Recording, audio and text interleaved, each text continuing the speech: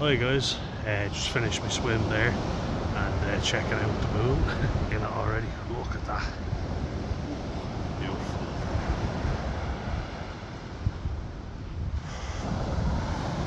Amazing. Wish the light on this thing would come on, but it's not. It's not playing ball. Just clear the screen.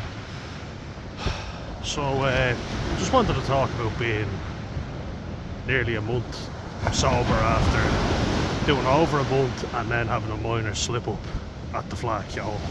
So there's not a hope in hell that I'd be down there swimming at this time if I was drinking every week, that's for sure. You know, it's definitely something that I love doing, and I wouldn't be able to do it if I wasn't staying sober, you know. And one thing I want to talk about though, I want to talk about the kind of storm or the wave that you have to ride out these months.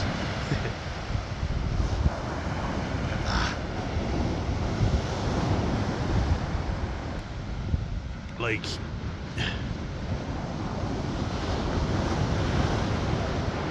there will be a moment of depression. You have to kind of expect that, you know, and there's a lot of good channels out there. Kevin O'Hara from Habits V2, I've been checking him out a lot more. Stu from Backcountry, Stu Nugent, really good. Some wild stories there of when he was living in China. There's a few people getting in swimming now, even later than me. Fair play to them. I got the last bits of sunlight, they didn't. There is something magical about getting in at this time. The autumn months down here are amazing, really nice. And that's one thing as well, you know. I've been very active this summer, and it's been one of my most sobering, you know, because I've been cycling, I've been walking, been swimming a lot, as you know. Those are things I love doing, you know, and if I do those things, I'll be happy. I can't tell you how much I don't miss not sleeping properly, and obviously the hangovers, you know. The hangovers for me weren't even the worst thing, because I'd be affected for weeks after, you know. It'd hit me, and then I'd have a gradual drop in mood, and then I'd be less productive. Getting up early for work and all wouldn't be achievable, you know, just wouldn't be achievable at all. And I'm with a good group now, you know. We really get on well. It's mostly women, and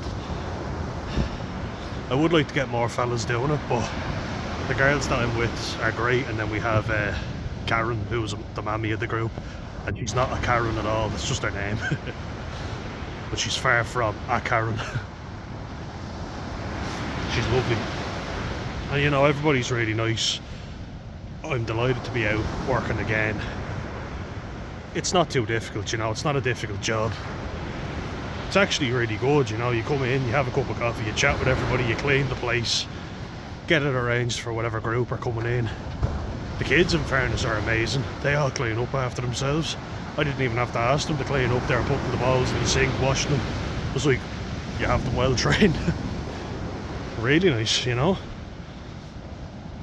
Certainly a lot easier than, you know, my group were when I was in school. Jesus, we would have wrecked the place. But it's really good to see, you know. The kids are great, they really are. And it was very green yesterday, and it's kind of my routine now. So I cycle to get the bus, and then I walk a little bit of the way to work the rest of the way. It's a nice bus trip as well. It's a quiet little trip home, and I enjoy it, you know. I like to relax on the bus, and then I enjoy the cycle on the way home. And I have courses to do as well online, which, you know, keeps me busy as well. everybody like the Kevin O'Hara from Habits V2,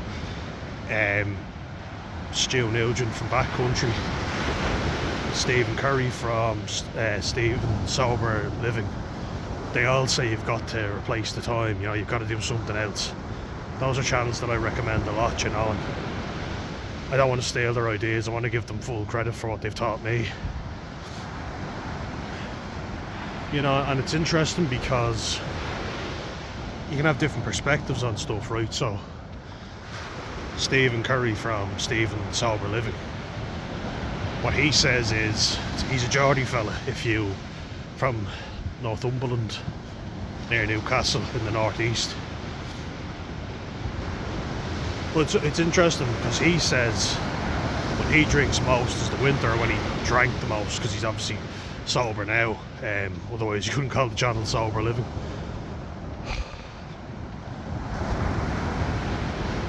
But he said winter was when he drank the most because there was less to do, you know. In the summertime you're more active, and you know, I agree with him on that in a way, but I made a video talking about how I get more depressed in the summertime, and it's no wonder because I drink a majority of the time in summer, you know, that's kind of why. And then in winter time, when everything calms down, you know, people aren't as hectic, there's not as much going on. I like that, you know, like I had a very quiet Christmas last year and I absolutely loved it, and I went out drinking for it, but you know, I did it in places I wanted to do it in and I enjoyed it, but alcohol's no longer serving me, you know, so I've got to change that, because it really is just getting worse and worse. So it's something I got to cut down on big time. This channel is something I think is going to help me do that, you know, 'cause it's going to give me something to focus a lot of my time and attention to. You know, hearing the sound of this, looking at that view, I'll never get tired of that.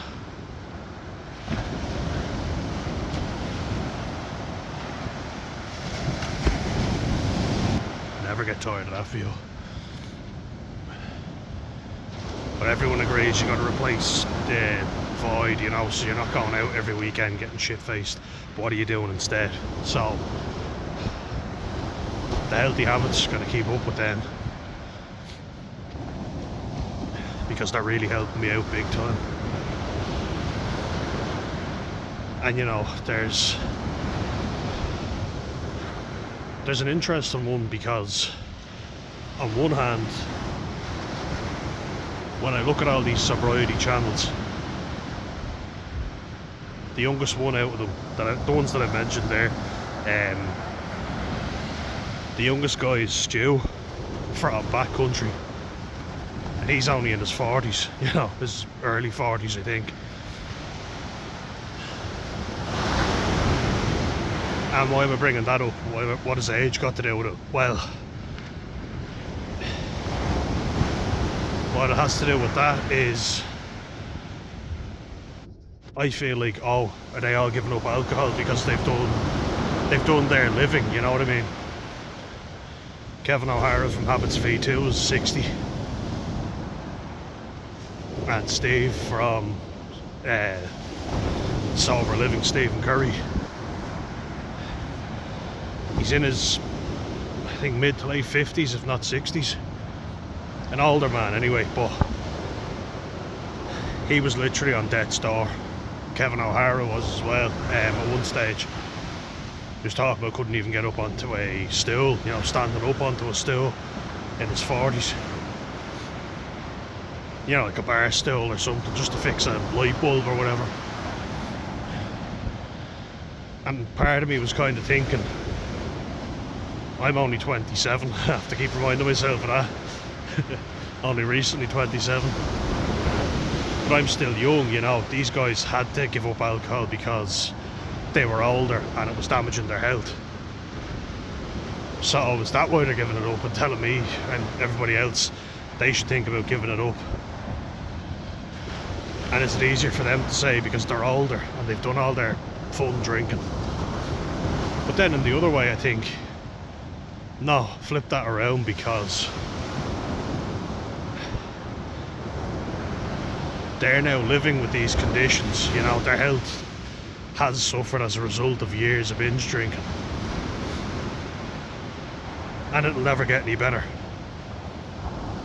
In some ways, you know, in a lot of ways it will. The body is amazing, the liver is amazing and what it can tolerate, but Kevin O'Hara was saying it, you know, he was saying that there's issues with his liver that aren't going to get better, and he's just got to live with them. His kidneys as well. I have the advantage of being young, not drinking every single day of the week.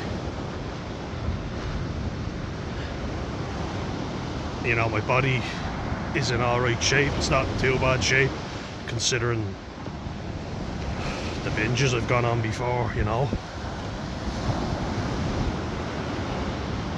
So if I stop drinking, my body has so much of an opportunity to recover. I'm not on a shitload of medication, you know, nothing like that. My body has plenty of time to recover, but I have to allow it to recover. And a healthier lifestyle like this, you know, use what you have at your disposal. I'm very lucky where I live. Very lucky, you know. It's absolutely beautiful in the summer. Gets a bit packed, sure, but that's not going to stop me, as you've seen. I get down all the time. Now, there's some people that don't like the beach when it's packed, and look, I understand that completely. I'd be the same, but I want to go swimming, so I'm doing it, you know.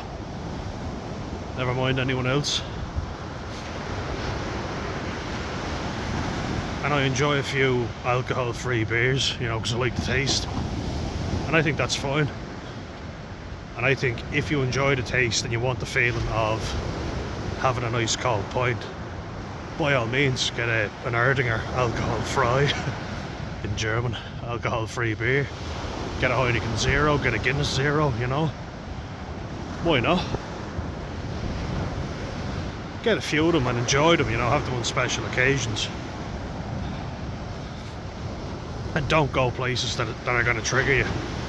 Like, for me, for instance, I'm going to avoid nightclubs like the plague. Nightclubs have no purpose for me now. The only reason I'd be going to them is to get shit-faced. Is to drink, you know. Not drinking, what's the point of me going? You're not going to meet the love of your life in a nightclub, I'm telling you that now. That is absolutely true. People won't remember who you are. Ooh, take the moon out in the background.